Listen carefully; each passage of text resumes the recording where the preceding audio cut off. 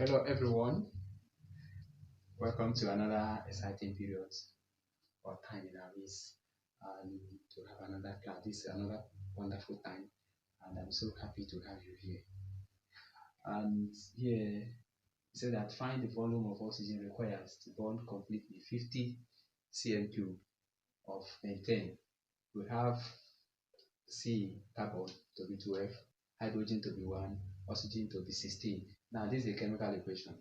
Now, if you can call back from this chemical equation, now you know that they are all gases. And Gay Lussac's law, according to Gay Lussac's law, he said that gas, when they combine, they do so in simple ratio with the reactants and to that of what? The products. So if you look at this very well, you find out that the ratio exists here. This is 1 is to 2. This is where we're supposed to stop the whole we pay attention to this way because the question has to do with methane and oxygen and methane. But then to extend it further to the product, you have another ratio here is 2. So let's go back to what we're supposed to be doing.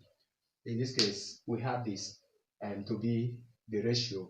If that's the case, we can also state that since they do so in simple ratio with each other, the volume exists in simple ratio. That means 1 cm cube of methane will react with 2 cm cube of oxygen.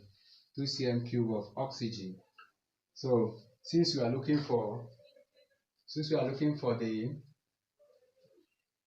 the volume of oxygen that will burn completely the methane, we can just say that's 1 cm cube. If 1 cm cube of methane require 2 cm cube of oxygen, then 50 cm cube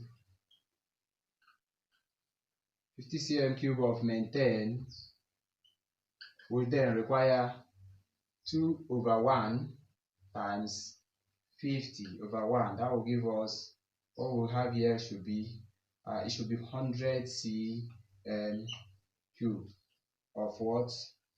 Of oxygen. 100 cm cube of oxygen.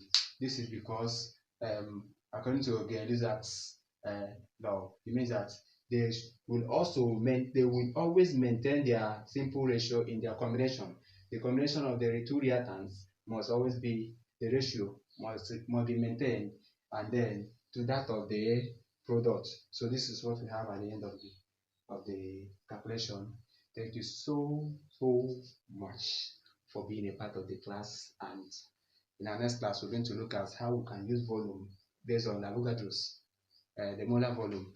We're going to talk about the molar volume, how it relates to some of these chemical equation calculations in chemistry.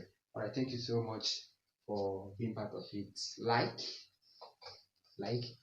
it, share it, and subscribe if you have not. Thank you.